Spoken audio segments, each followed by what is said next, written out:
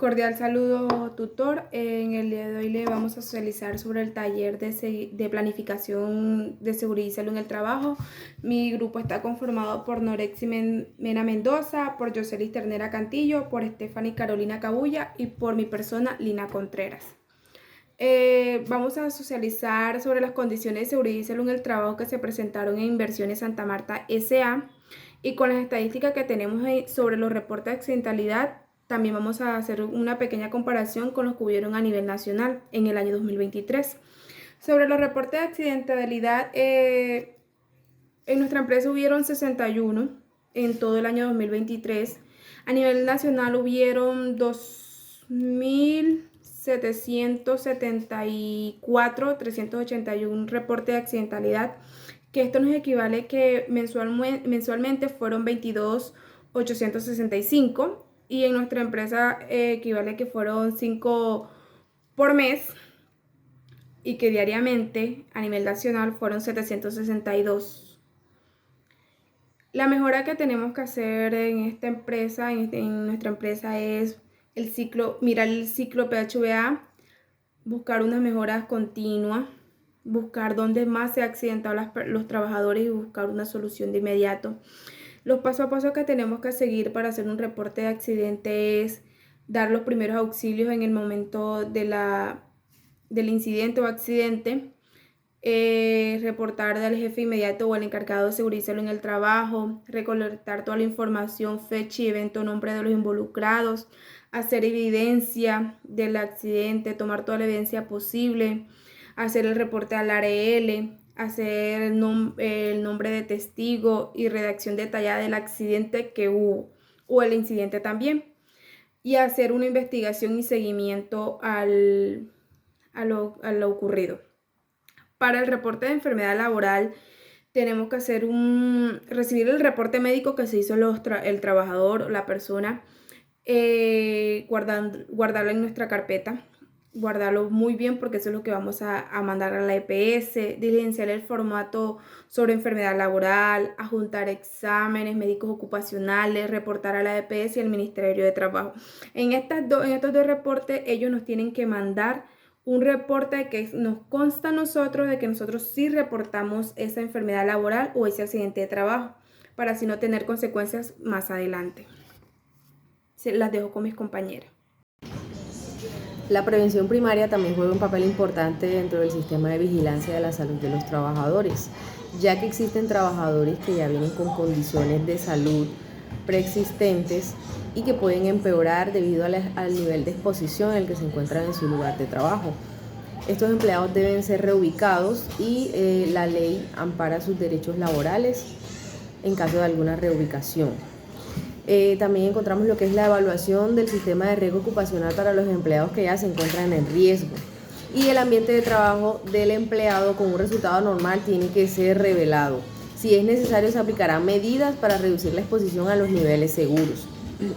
Y además de eso, también se debe hacer una introducción de las medidas tomadas en casos ya diagnosticados, es decir, los trabajadores que ya vienen con enfermedades laborales o con alguna enfermedad natural.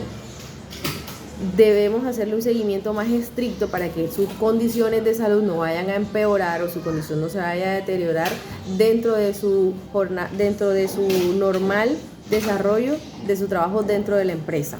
Entonces, todas estas medidas van de la mano o van adentro del desarrollo de lo que es la implementación del sistema de vigilancia epidemiológica. Dentro de estos también encontramos lo que son los exámenes médicos ocupacionales, los exámenes periódicos, los de ingreso, los de egreso, también las encuestas de salud, los autorreportes que cada empleado debe informar para tener un conocimiento pleno de cómo está su condición de salud actualmente, las capacitaciones que son muy importantes para generar esa cultura de autocuidado de los trabajadores y ese nivel de conciencia que se necesita para que todas estas medidas que se van a implementar dentro de la empresa funcionen y sean eficaces, eficientes y que además se mantengan a lo largo del tiempo. Buenas tardes, mi nombre es Norexi Mena y continuando con la exposición les estaré hablando acerca de los mecanismos de vigilancia de las condiciones de salud de los trabajadores. Para esto debemos realizar una vigilancia inteligente y debemos seguir una serie de pasos de forma organizada. El primero sería la identificación y la estandarización de las fuentes de información, es decir, tomamos datos de las fuentes de información formales como lo son los indicadores y las estadísticas, y fuentes de información informales como son los reportes de autocuidado de cada trabajador, los reportes de los jefes de área, correos electrónicos, entre otros. Luego debemos de construir un sistema de información donde se van a estandarizar la generación de los procesos y la identificación de los actores y las funciones de los mismos. Luego la presentación del sistema de información a los empleados y la generación de la cultura del autorreporte y el autocuidado. Es decir, se va a generar un sistema de información donde diga cuáles son los procesos que debe seguir cada trabajador, cuál es el paso a paso que se debe realizar para hacerle un correcto seguimiento y vigilancia al estado de salud de los trabajadores, pero también se debe socializar con ellos y se les debe informar qué es lo que deben de hacer, cómo lo deben de hacer, cuáles son sus funciones y dónde se tienen que dirigir para que lo hagan de forma correcta y clara.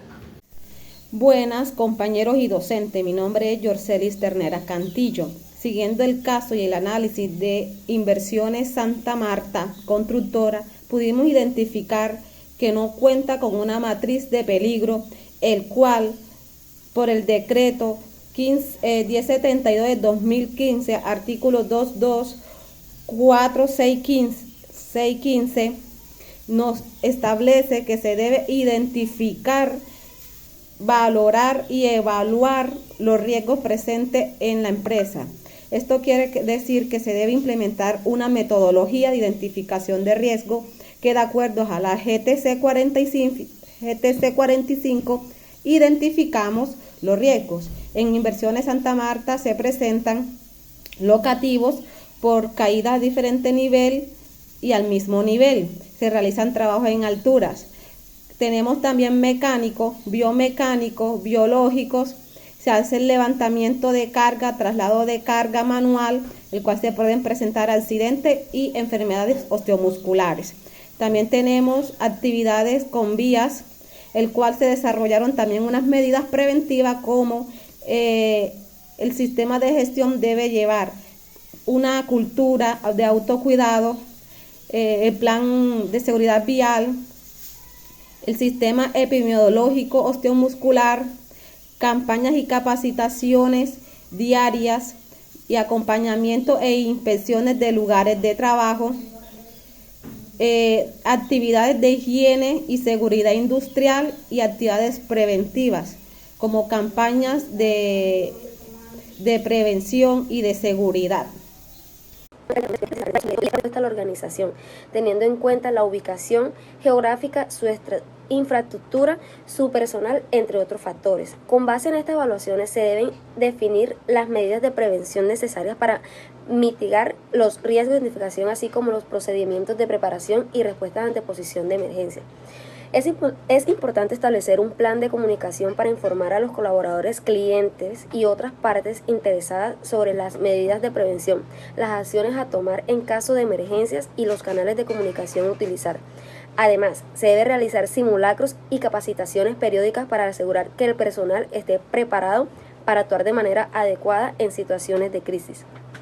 Y por último, es fundamental contar con sistemas de monitoreo y evaluación para evaluar efectivamente el plan y realizar ajustes según sea necesario. Además, se debe garantizar la coordinación con las autoridades competentes y otros factores relevantes para una respuesta integrada, eficaz ante emergencia.